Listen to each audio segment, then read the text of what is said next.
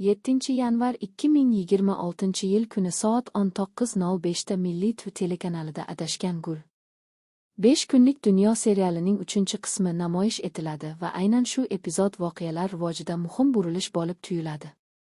Serial syujeti tobora chuqurlashib, qahramonlar taqdirini yanada murakkab va hayotiy ranglarda ochib bermoqda. Menga bu qismda eng yoqqan jihat ichki kechinmalar juda sokin, ammo ta'sirli uslubda ko'rsatilganidir. Qahramonlarning qarorlari tasodifiy emas, har bir tanlov ortida og'ir o'y va mas'uliyat seziladi. 3-qismda dramatik kuch ortib, tomoshabinni befarq qoldirmaydigan savollar paydo bo'ladi. Aktyorlar ijrosi tabiiyligi bilan ajralib turadi, hissiyotlar oshirib yuborilmagan, ammo ishonarli. Tasvir va musiqiy yechimlar esa umumiy kayfiyatni yanada kuchaytiradi. Adashgan gul. 5 kunlik dunyo.